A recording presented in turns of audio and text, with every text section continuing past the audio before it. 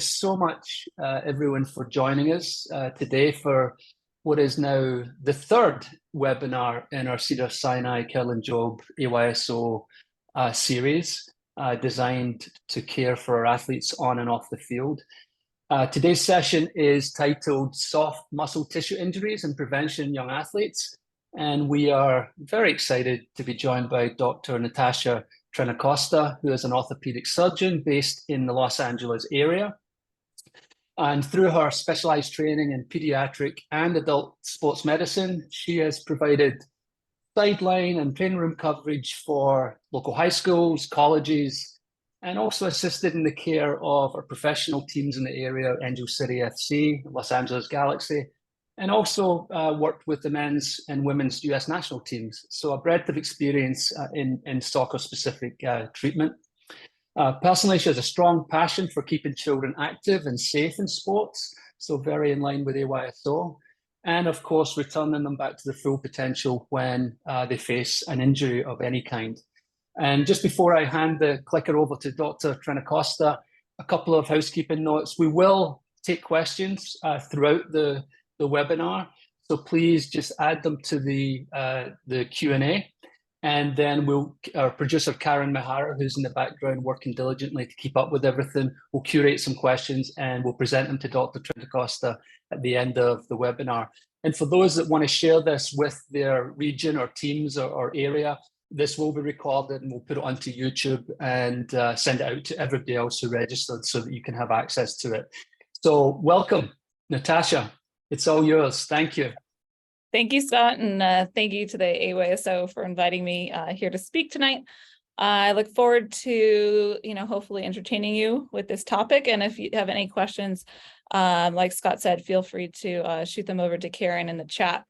So we're looking at soft tissue injuries in soccer and prevention in young athletes. Like Scott said, I'm a pediatric and adult sports trained orthopedic surgeon here at Cedars Sinai Kerlan Jobe Institute. Let's see. There we go. No significant disclosures for this talk. So as everyone knows, soccer is, the most popular sport here in the world, especially when we're talking about our youth athletes and athletes under 18.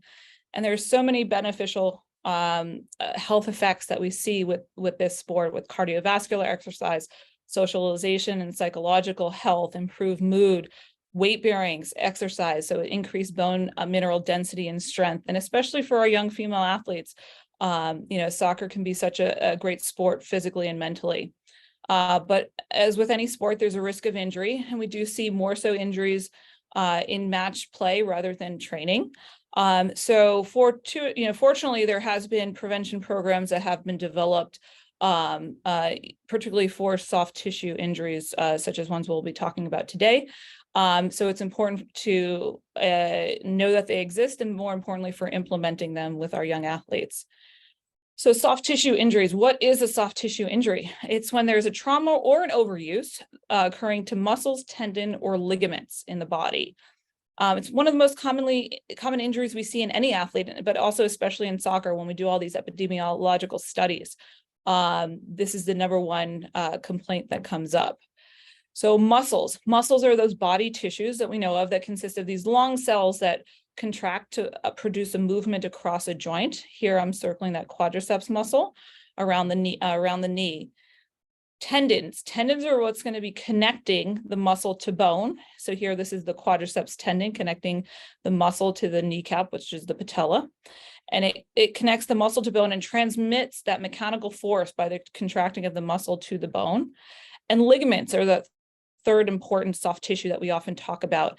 And ligaments are the body tissue that attaches bone to bone, okay? And it helps stabilize our joints. So when we talk about soft tissue injuries, there's some definitions that always comes up and oftentimes gets, interchanged. So when we're talking about a sprain, we're talking about tearing of ligaments, those structures that are connecting bone to bone, okay? ACL is obviously a very common ligament we hear in soccer, but also the ankle ligaments, ATFL, that's often discussed. A strain is the same idea of stretching and tearing, but it's occurring to the muscles or to the tendons. So different structures we're talking about when we're talking about a sprain versus a strain. Less common we talk about are contusions. They're basically bruises, injury to the tissue or skin where we see capillaries bleeding because they've been ruptured. And then tendonitis is another common thing in our youth athletes that we often talk about. It has to do more with an inflammation of the tendon, either from an acute event or from overuse of that tendon and muscle. So not all sprains and strains are created equal. We have a grading system. Truthfully, we have many grading systems in the literature if we look at it.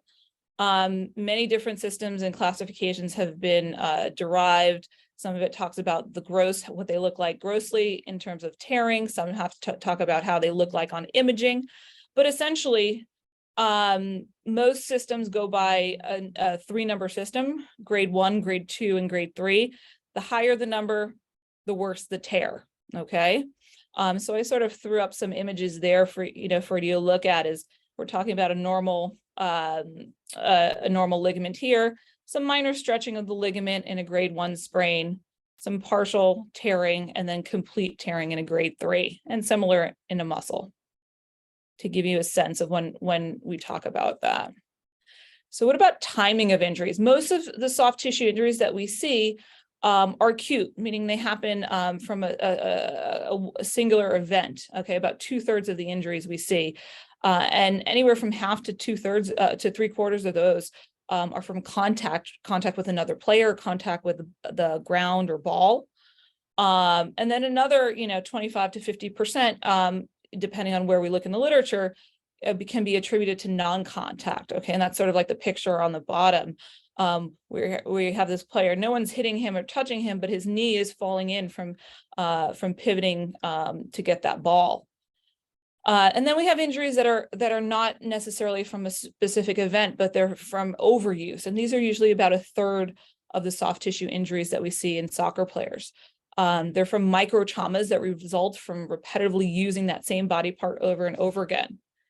And it's important, I say, right, history matters. We want to know with overuse injuries, has there been any change in a player's activity loads, whether it's on the field? Are they getting more playing time? Are they practicing more? Are they on 2 teams that they're having, double the amount of practices or games? Are they in the training room and lifting more? Or has there been any change in equipment or technique or surface that they're using? All those can contribute to the development of overuse injuries. So first, I touch a little bit on upper extremity soft tissue injuries. Given the lower extremity nature of soccer, upper extremity injuries are less common than in other sports.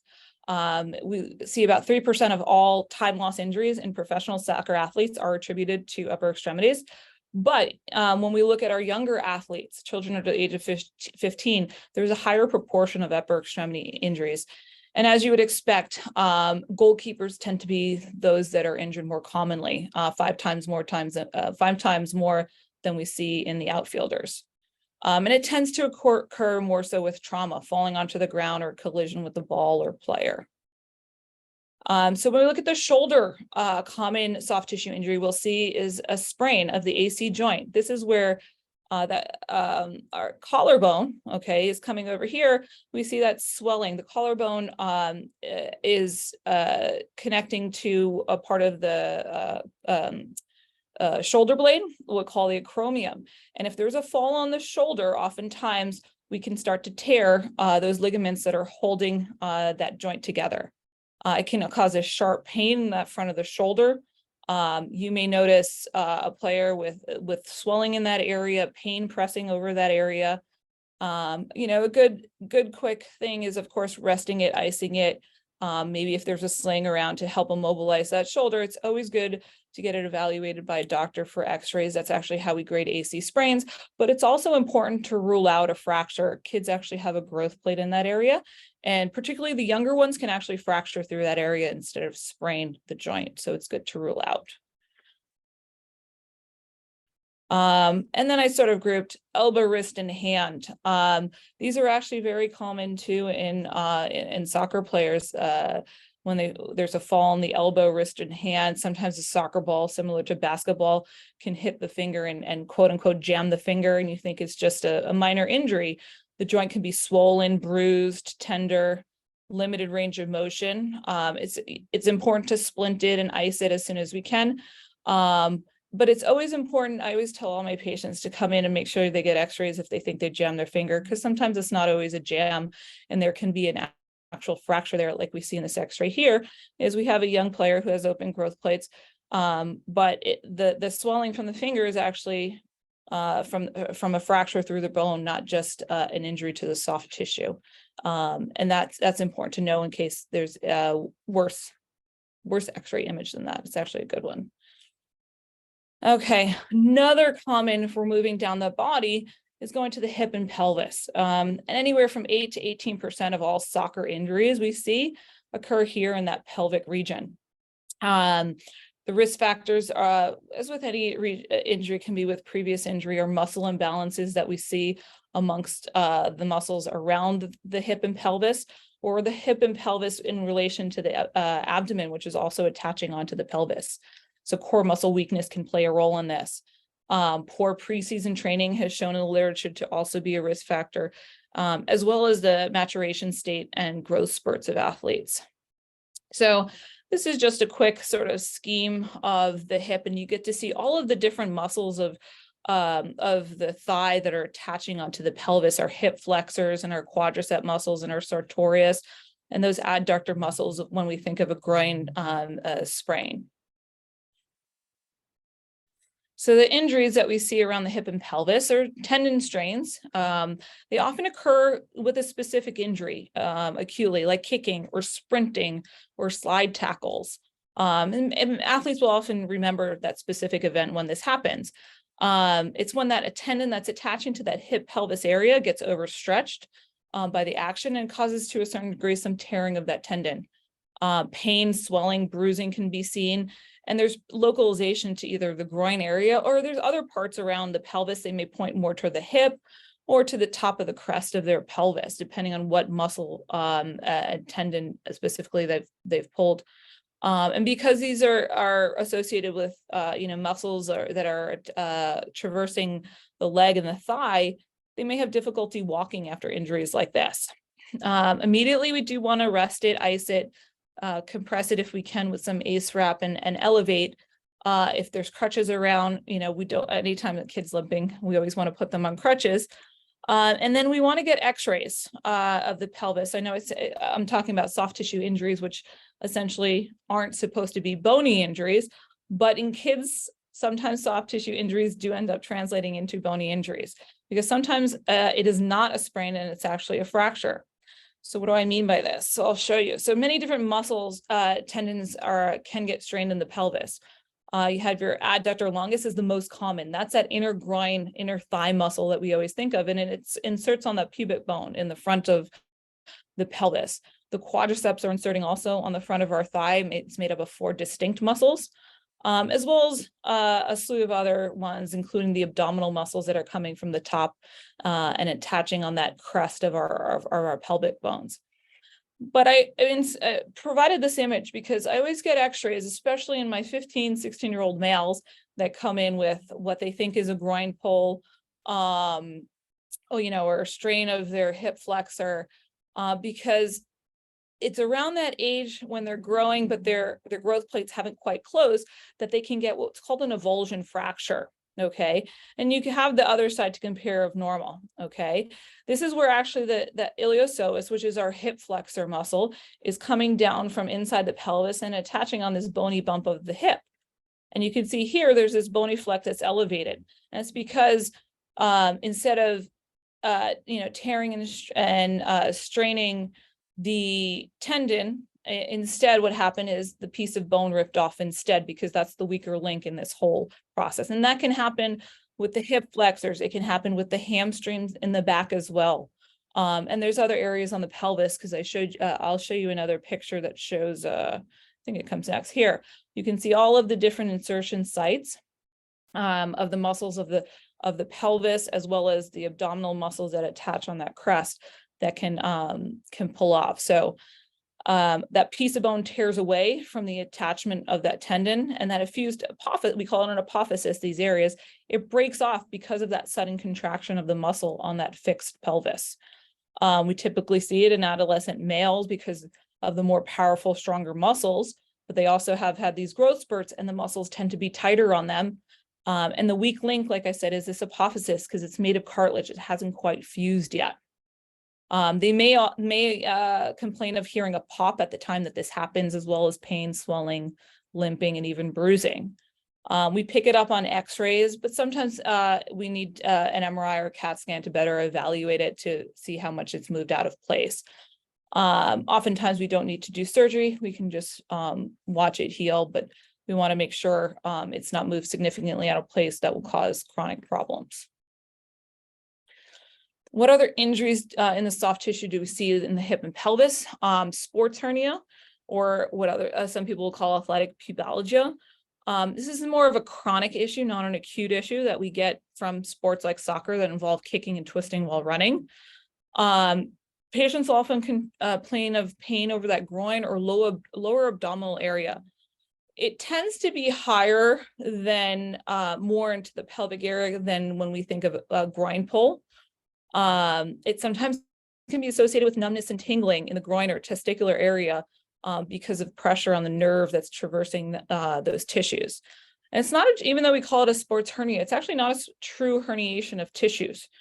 There's no swelling necessarily that we see with other, umbilical hernias that general surgeons tend to deal with. It's believed to happen because of an imbalance between the muscle strength, between the abdominal muscles on top and then the lower hip muscles on the bottom.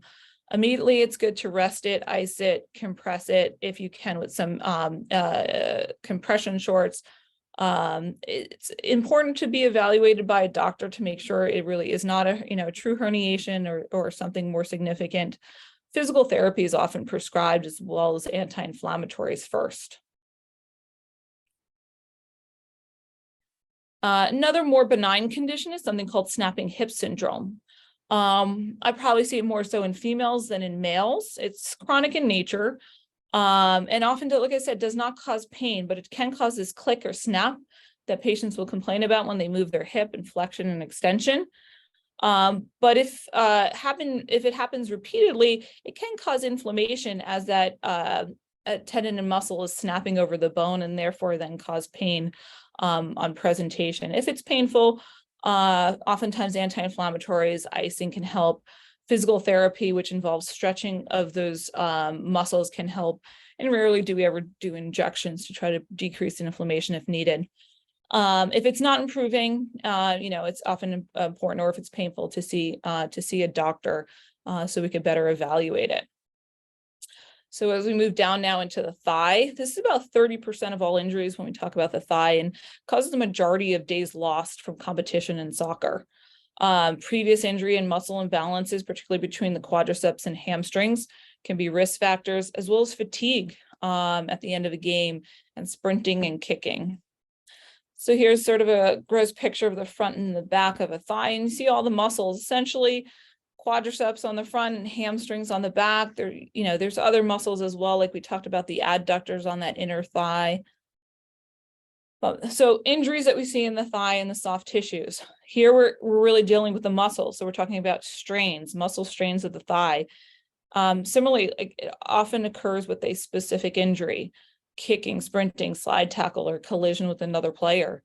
So we're talking about strains in muscles. So we're talking about muscle bellies by, these actions being torn or stretched. So they're going to bleed. That can cause bruising, like you see in this patient over here. You're going to notice loss of strength. Okay, the muscle's been injured, so it hurts to activate that muscle. So players will be complaining that they feel weaker, that they can't move their joints like the knee and hip as easily because of the pain that's associated as they're stretching out that muscle. They'll be limping in that case, and like I said, you may see bruising. On exam, you may notice pain as you try to move that hip or knee into ranges of motion. Hamstrings is the one that we see most commonly, anywhere from 10 to 23% of strains in the thigh. And then after that, the adductor and the quadriceps. Though the quadriceps, even though it's not as common, it tends to cause more significant injury and more of a delayed recovery compared to the hamstring or adductor strains. Immediately, we do want to rest it, ice it, compress it with shorts if you can, with compression shorts, and elevate it.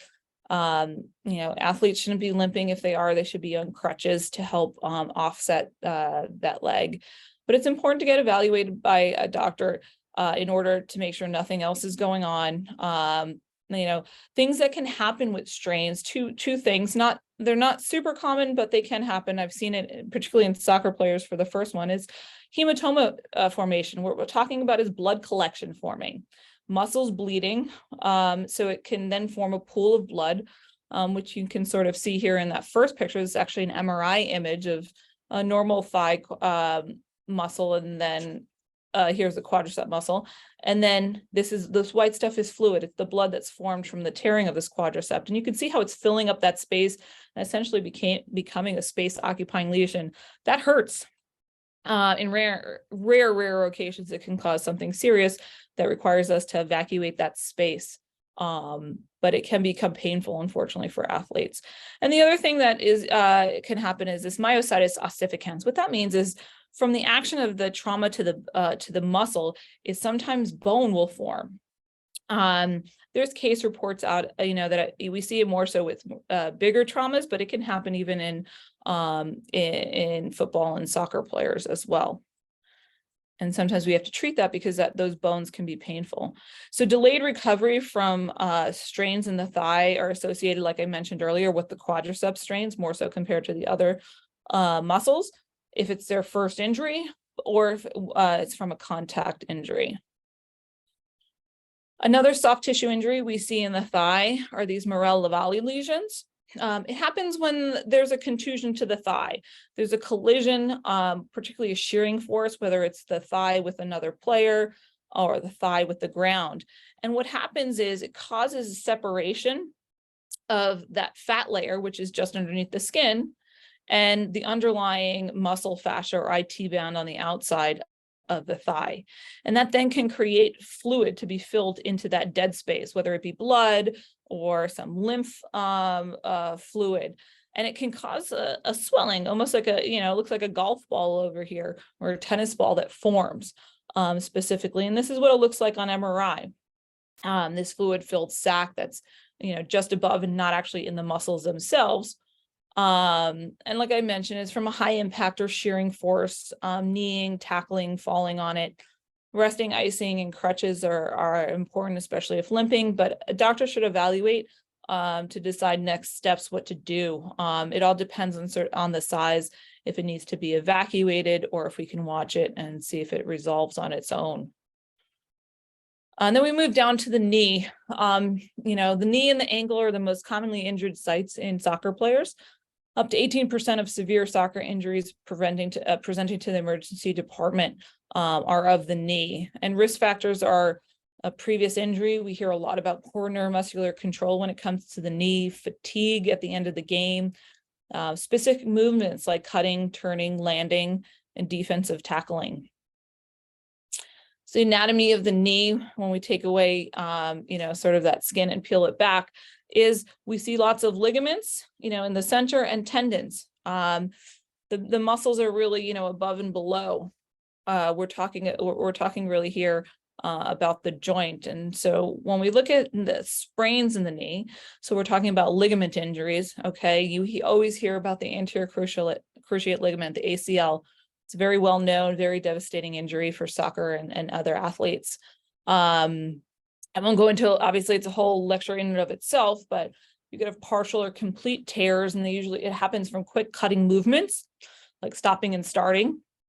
It can happen. I had a soccer player earlier, was from tackle. You usually get a large swollen knee, difficulty walking on it. Obviously, we want you evaluated by a doctor, as it requires surgical stabilization in order to return back to sports. The other ligaments in the knee we talk less about are the posterior cruciate ligament. So the opposite one of the ACL. It's not as common, but it can happen with the collision of the knee, typically with the ground. It is often want evaluation by the doctor. It can be seen with a big swollen knee as well, difficulty ambulating. But fortunately, it doesn't require surgery as often as the ACL does. And then there's the ligaments on the side, the MCL and the LCL, the medial and the lateral collateral ligaments. These can occur in conjunction with injuries to the other ligaments or on their own. It's actually the most common ligament injured in the knee is the collateral ligaments. It happens from a twisting or a bending on the knee of the knee. And it's important to be evaluated by a doctor because it all depends on how severe that grade, the grading of the sprain is of the knee to decide what needs to do. But most often, similar to the PCL, does not require surgery. So tendon strains, we talk about tendon, strains are tendons and muscles, and across the knee, we have the tendons, the quadriceps tendon, the patellar tendon. The quadriceps tendon is above the kneecap, very rare for any significant tearing to happen in children and adolescents, and similar patellar tendon as well. It's rare for children and adolescents to tear that tendon below the kneecap. What's more common is for us to see some tendonitis, inflammation in those tendons from overuse, or apophysitis, meaning that where those tendons are inserting in the bone, those little growth plates like we talked about on the pelvis, these areas can get irritated and inflamed more so than the tendons actually tearing or rupturing. The IT band is a very, very thick tendon that's coming around the side of the thigh and then inserting across the knee joint. It crosses over on that outside or lateral side of the knee, and in some athletes it can be very tight and strange, and the repetitive motion of running and bending that knee leads to inflammation on that outside of the knee. Resting, icing, compression can help. Rarely are patients really limping from this, but if they are, crutches can be helpful. Evaluation by a doctor is more so necessary. Sorry, go back. Oh, I'm going the wrong way. It's like, how do I go? I'm trying to move this thing around. Here we go. Okay.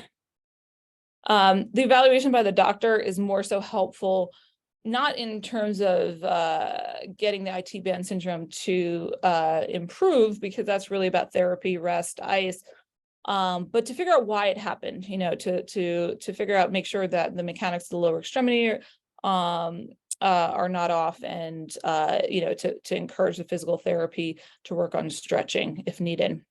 Lower leg is now similar to the thigh. We have the muscles, the calf muscles, and the muscles that are helping our ankle and foot move are traversing that lower leg. But fortunately, it's very rare for lower leg injuries to happen in pediatric athletes. The calf muscles, or the gastroc and the soleus, it's really more common for these kinds of strains to happen in adults. Kids may develop, I actually had a patient last week, which made me think of including this. Kids may develop something that's called the cortical desmoid, and I'm pointing to it here in the x-ray. It's actually caused by the calf muscle is inserting on this part of the back of the knee. And so it's the attachment site that, from the repetitive sort of overuse pulling of the calf muscles, pulling on that on the back of the knee, on that insertion on the bone. And sometimes that can actually cause pain and swelling in that area.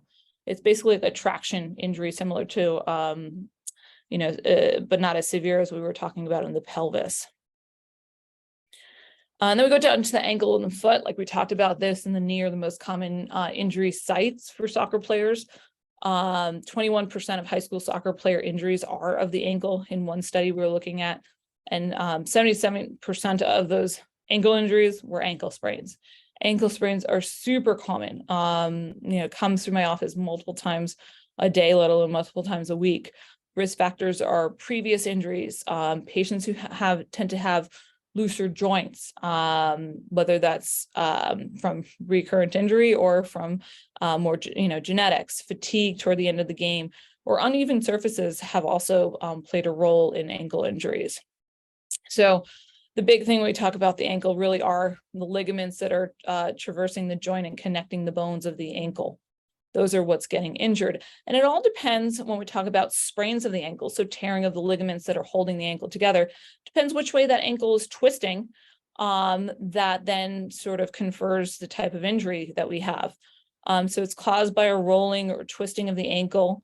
If that ankle is rolling inwards, very common, as you can see here, is you're going to get damage. You're pulling and stretching out the lateral or outside ankle ligaments.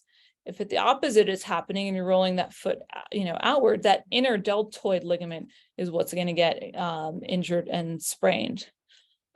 Patients, may have swelling, bruising, limping. We want to put them on crutches if they're limping. Rest, ice, compress with an ACE wrap, or some sort of ankle sleeve can help, and elevating that ankle can help with that immediate pain and swelling. Evaluation by a doctor is important, to rule out a fracture, because sometimes that happens, but also to initiate the treatment plan. Ankle sprains take time to heal, and it's very important initially to rest the ankle. I'm pretty strict with ankle sprains in terms of offloading them and getting them in a boot. So most often, this is in general. So ankle sprains, though, I usually will put patients 2 weeks either in a boot or a brace and have them rest, and then get them started in physical therapy after that. So treatment of soft tissue injuries. Most often soft tissue injuries can be treated not operatively with conservative techniques, meaning things like relative rest. Doesn't mean you need to be laid up in bed, but using assistive devices like crutches or walker boots or bracing to help support the injured joint. Avoiding high impact sports, but maybe still partaking in low impact sports like cycling and swimming. Ice is good, especially initially, compressing that joint to help with the swelling, elevating, and physical therapy. All those are sort of what we're always taught, and it still holds true. So when to see a doctor, pain that's increasing with weight bearing or activities, or an inability to bear weight or walk on that leg is concerning, especially with kids. Kids, I would say young kids and older kids, adolescents, they want to be active, they want to play. So if there's limping going on, it's a sign. They're usually not faking it, is what I'm trying to say. Joint swelling. Joint swelling is concerning, that there's something bleeding in that area. And the question is, what's causing the bleeding, and that needs to be evaluated. Obviously, any visible deformity of a limb is important to be evaluated. Any loss of range of motion or stiffness in a joint, particularly the more prolonged it is, that's not normal. Athletes should be able to fully extend their knee and fully bend their knee. And if they're having significant pain with that, it needs to be evaluated. If their performance is affected by an injury, maybe it's not something that walking, you see them limp, but with them trying to, put 100% in their game performance, you notice a change or compromise. Or if they're not responding well to initial rest, ice, compression, and anti-inflammatories, it's good to see a doctor. Return to sports, it's not an easy answer. It really depends on the severity of the injury. We talked about the grades. Sometimes it can take a couple of weeks for a minor sprain for a patient to return. But something more severe, if you're talking about a complete rupture, can sometimes take months to return. It also depends on the position of play. We talked about earlier with the upper extremity injuries and goalkeepers. Obviously, for them, goalkeepers and upper extremity injuries, that will slow them down. But a fielder, if they have, a sprained wrist, as long as they don't, fall on it, then they might not have any problems. So can go onto the field sooner rather than later. So how do we help prevent injuries in our young athletes? Preseason physical examinations are important. It's an opportunity to identify any deficiencies or concerns that we have with that player. Any muscle imbalances that can predispose them to an injury, any lingering injuries that may have, been there and maybe not fully evaluated in the off season, and identifying growth spurts in patients. Okay, we do know that growth spurts can put athletes at an increased risk because of the quick changes that are going on. Females presenting, we've seen in studies with preseason knee complaints, have been at an increased risk for acute knee injuries during that season. So preseason physicals are really important. They're not just there to get, signatures in order to play, but really to make sure that our players are safe. So how else can we do it and help prevent injuries? Preseason and in-season training. We want to start slow and gradually increase training after breaks, whether that's before the season, or if we're going on holiday breaks and then coming back. I've seen that after spring break recently, some overuse injuries occurring because of this kind of rapid increase back into activity. We want to focus on things like injury prevention. Okay, there are injury prevention programs out there for ACL as well as for shoulder injuries for goalkeepers. And all of this focuses on, especially when we're talking about, knee and ACL injuries, is neuromuscular training is the buzzword. And we've seen it in multiple studies that can help decrease injury rates in a season by up to 56% in some studies. And there's the FIFA 11 plus, or I think it goes by 11 plus now. We've developed the PEP program, Dr. Mandelbaum here in Santa Monica. So there's a few programs out there for ACLs. And like I mentioned, there's also that shoulder goalkeeper one, which is interesting. Other specific things, we talked about how hamstring injuries and hamstring strains are so prevalent. Nordic hamstring exercises, which I think are so hard. I sometimes talk to ACL patients about this, but there's an image here to the right trying to explain the person in green is the one that's doing the actual exercise, where you're trying to keep your body straight and sort of bend it forward at the knees and then come up. Is a very difficult exercise, but it has been shown in studies to help decrease hamstring injuries by up to 51%. Flexibility and muscle balance is important. That's what we talked about in preseason, sort of picking that up. So we want to work on both static and dynamic stretching in warm-up routines is important. We've seen male youth soccer players have noted to have increased risk of injury during peak height velocity. Okay, this is I talk about this in the muscle balance because these boys are growing quickly, where their bones are growing quicker than their muscles and their tendons can stretch out. Okay, so they lose this flexibility around that age of peak height velocity. So it's important to really stress the importance of flexibility in this age group. Poor quadricep to hamstring ratio can also lead to hamstring strains or knee ligament injuries like ACL tears in both males and females. So making sure, you have that balance and not just being, unfortunately, women are more quadriceps dominant, where men tend to have more of a better balance between their quadriceps and hamstring strength. So really pushing, particularly on females, hamstring strengthening can help in injury prevention. Lower body strengthening is important, along with flexibility, warming up before practices, games, okay, and workouts in general. We say that because when we look at studies, I repeated the same thing.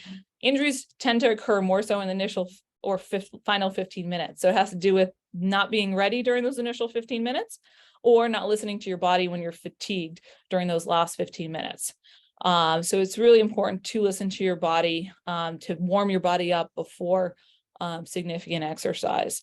We want to also improve players' ability to perform these repeated exercises at a high intensity so that they're ready to replicate it in the game and not be surprised by that stop and go nature that we see in soccer.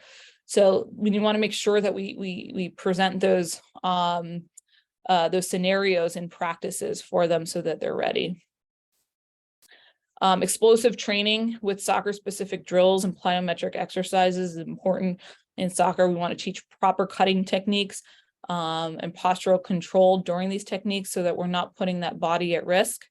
Anyone who's dealt with an ACL injury or has children that have dealt with it, they know what we're talking about is it really has to do with the alignment of that lower leg, and having a good core strength and stability to help prevent that knee from falling into an unfavorable position. We know that dynamic stability deficits increase lower extremity injury risk in youth soccer. So we want to help improve that and lower risk for that. You got to listen to your body. Players need to listen to their bodies. We don't want to push players if they're fatigued, if they're injured. When we talk about the ankle, ankle sprains, like we mentioned, are super common. There are a lot of stability exercises out there to help prevent this from happening. Calf raises, single leg balancing, first on stable surfaces and then progressing to unstable surfaces like Bosu balls. Eccentric calf stretching, single leg forward hops are also good for ankle stability, as well as side to side hops. And something, else that we sometimes forget to think about is proper equipment and playing conditions can also put our young players at risk. We want to make sure that they have well-fitting cleats and proper shin guards to help protect their lower legs and ankles. We want to make sure that the fields, are kept well, because we've seen that poor field conditions with uneven surfaces can increase injury rates and ankle sprains. And in those athletes that have had injuries to their ankles, they may require support of their ankles even for games. Something like this lace-up ankle brace that we often use in rehab with ankle sprains. We want to avoid those overuse injuries. Okay. I see it often, multiple teams, players will be on multiple teams, both their school, the travel team, sometimes with a church team. It's the more they're on, the more exposure and overuse they're getting of their body. So it's important to sometimes take a season off when they're on multiple teams. There's no need to to specialize in a sport at that young of an age. It's really more important to cross-train that will help them in injury prevention, but also overall help them, in their overall fitness, which is better for them for long term.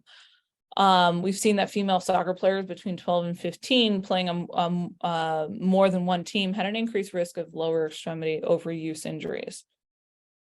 So in summary, soft tissue injuries in soccer are very common. Fortunately, most of these injuries can be treated without surgery, but they may require downtime for rest and rehabilitation. So it doesn't mean that they're playing the next day. You always want to get evaluated by a medical professional for significant injuries and pain to make sure that it's not a more severe injury, or if your child is not improving from the initial trial of rest or any measures that you've taken. And we talked about injury prevention. It's very important to help maintain our kids are safe on that pitch. And if there's any questions, there's my email if needed. And then there. Thank you. Thank you so much, Natasha. That was enlightening. I think I had 18 out of the 23 injuries that you referenced over a 16-year career. I actually pulled my muscle sitting here watching, so I was a little injury prone, so it was really fascinating. If there's any questions, feel free to put them in the Q&A. I've had a variety of texts and messages come in, so I have a few questions already for you, if that's okay, Natasha. And then people can feel free to add them into the Q&A as we go along to close this out. But first question is, at what age do you suggest players start to warm up? I think it should be started from the very beginning. When AYSO starts at 5 years old. Yeah. I already know my kid's two, so she can't play just yet, but I'm waiting for the day.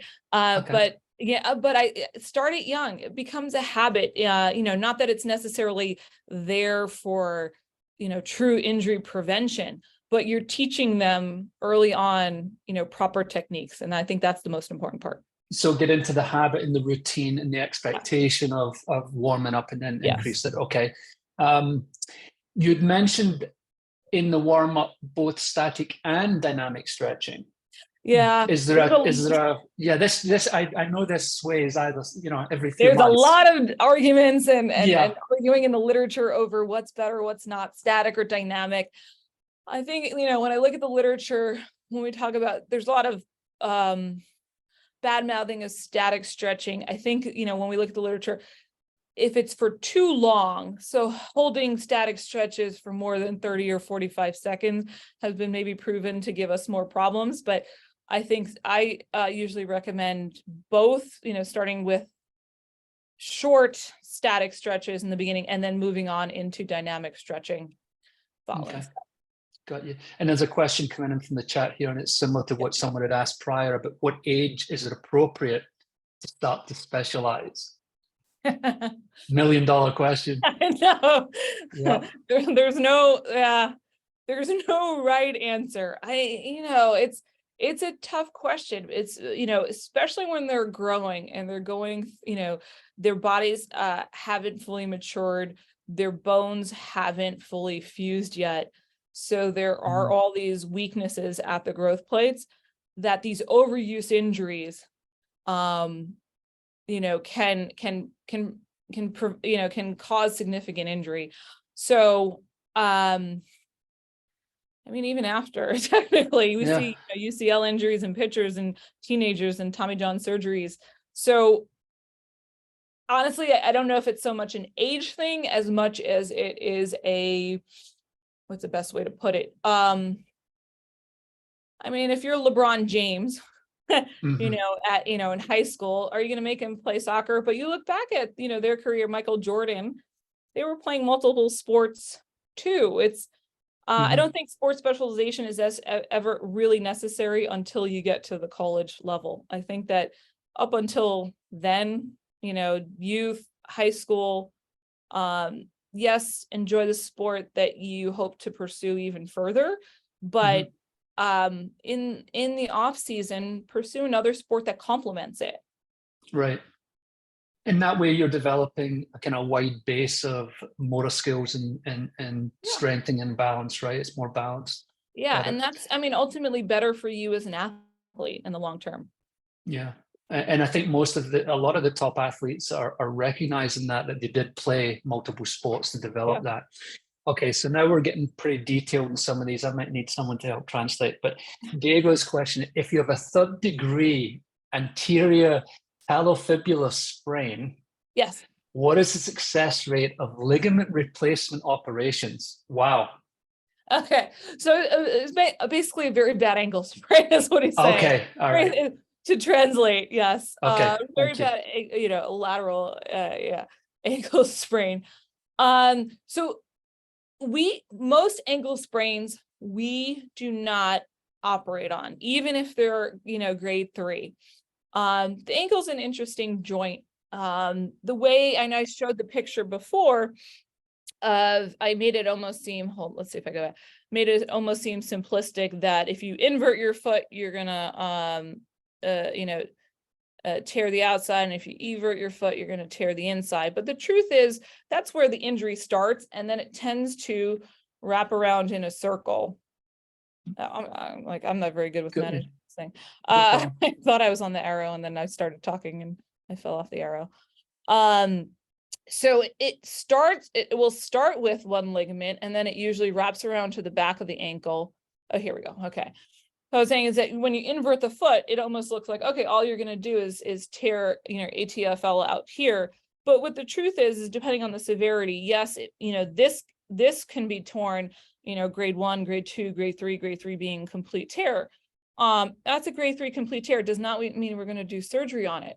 The more severe the ankle sprain is actually when the injury travels around the ankle, goes to the back of the ankle. There's ligaments that are also in the back that may get torn in conjunction with the ATFL, and then even go all the way around to the inside and hit the deltoid. Okay.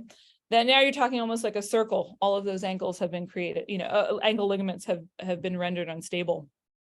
That still doesn't necessarily mean we do surgery. It's rare, it happens occasionally, but most of the time when we're doing surgery on ankle ligaments to stabilize it, it has to do with more so recurrent, not acute.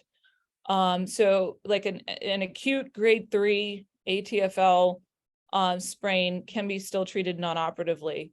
It's when patients who have suffered recurrent ankle sprains, and yes, usually in that case, the factors are they are more severe sprains like grade 3. They are more of a ligamentously lax individual who has looser kind of Gumby joints.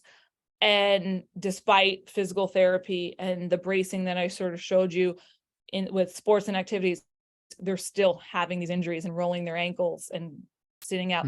That's when we tend to do reconstructions and stabilization procedures for the ankle. So really, and they are very successful when done. It's successful. Yeah, they are very successful when done. Talking about getting patients back onto the field. You're talking, and even high level, high level athletes as well, especially in soccer. We're talking 90-95% success rate getting them back. But acutely, we rarely ever operate on them. Okay.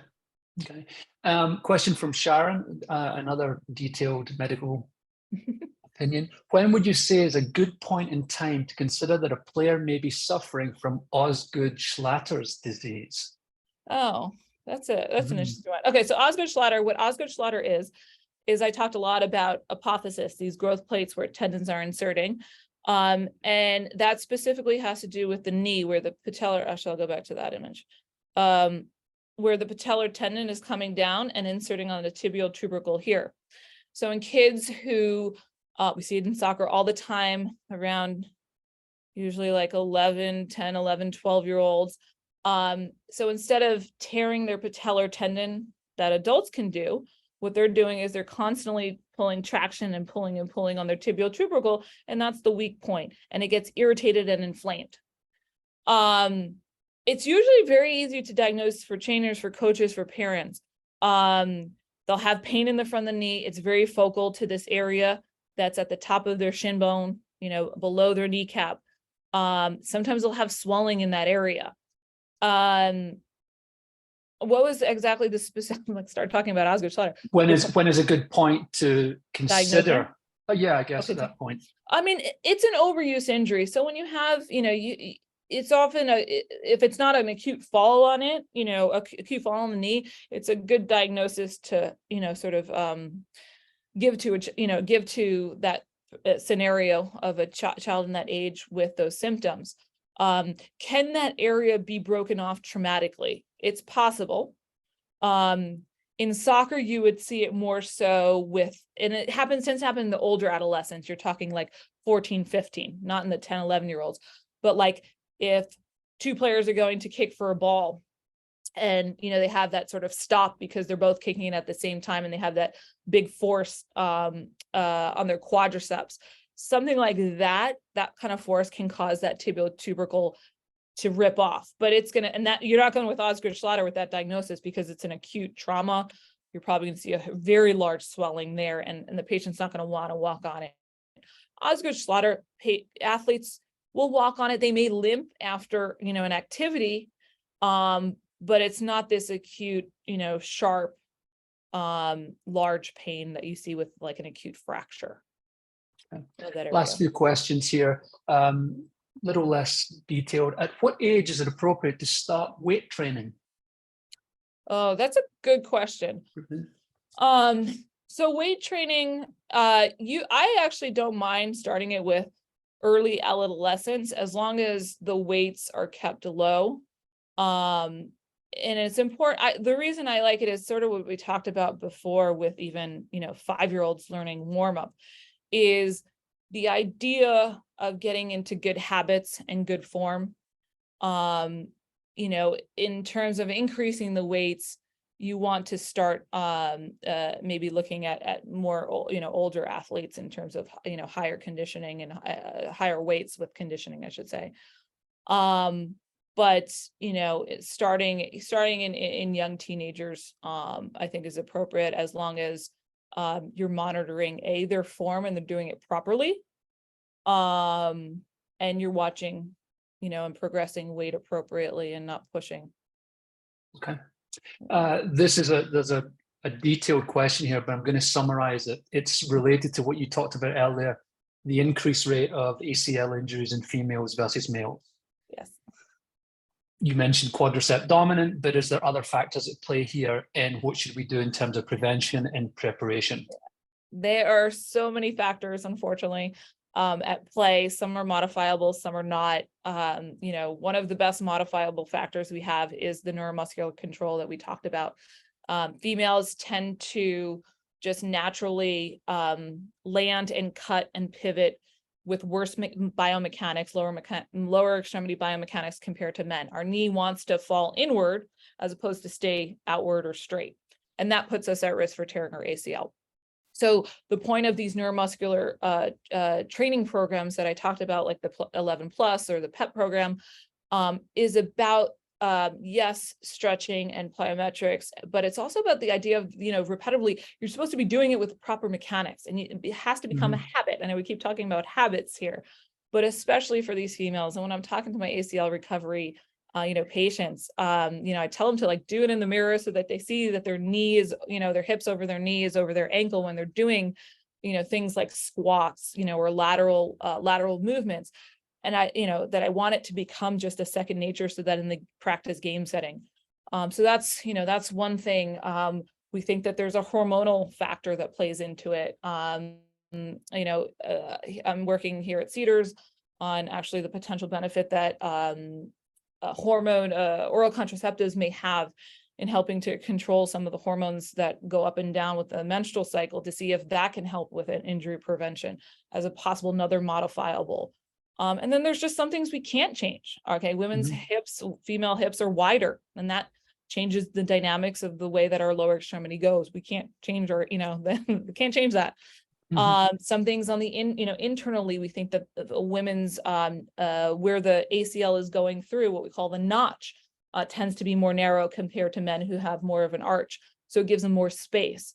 We can't change that unless we do surgery. So the biggest thing really is the neuromuscular training, and it's been around for many years. It's having another resurgence now because of all the ACL injuries we're seeing, unfortunately, in the women's players, across the world right now.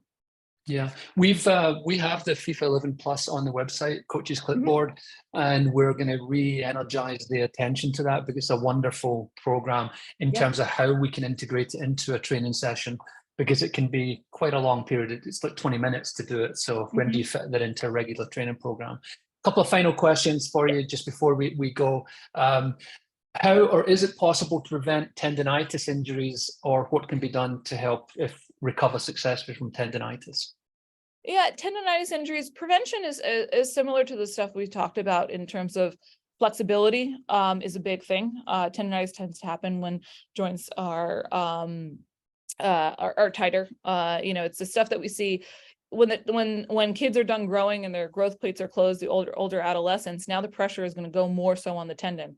So that's, those are where you're going to see it, whether it's soccer or basketball, the patellar tendon, inflammation.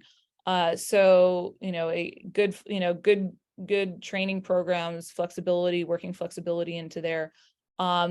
But it's about rest, which athletes never want to hear. Nobody wants to rest, but I always like to say relative rest, because I usually don't mean you have to sit on the bed, but you have to sort of alter from high impact to lower impact and take away the running and the jumping, so that it allows the tendon to heal. Okay, thank you. Final question. It's a broad-based one, and it came in prior to you starting it. Cardiac arrest incidents in sports seem to be on the rise. Is there any research on this of late to the why, or is it just more visible because of television and coverage? I know. I saw there's a social media one of the soccer player. I follow that there. Yeah.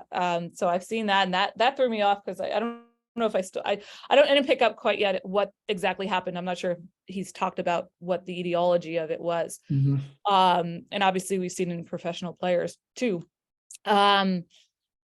I don't think so much it's at the rise, but I will say it's not my expertise as much as we're seeing it in the media more. It's being brought to the attention more, and that's why it's there. But we've always talked about it, and there are, we have ways with the preseason screening to pick up the most common, reasons we may see it, which are if they're genetic, familial based. And that's why preseason physicals are so important too, not just from the orthopedic standpoint, but from the cardiovascular standpoint too. And any form of sudden cardiac arrest training that we can suggest to our coaches, it just seems relevant. Final question from Robert Sanchez. How can we convey the importance of this topic to players and parents? How do we get it from here to them? Is that for you, or is that for us? I think. I do my best, but when they're coming to see me, they're injured usually. They're too late, right? It's too late when I see them. So you guys are really, and that's why this is like such a great opportunity, are, there to help sort of get it before they get injured. Because, when they're in my office, most of the time it's too late.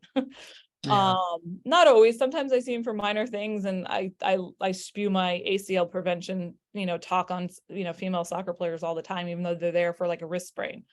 But it's really important, like you mentioned too, doing the 11 plus and getting, getting everybody to buy in. And that's the important part is, yes, we want the players to buy in, but these are kids.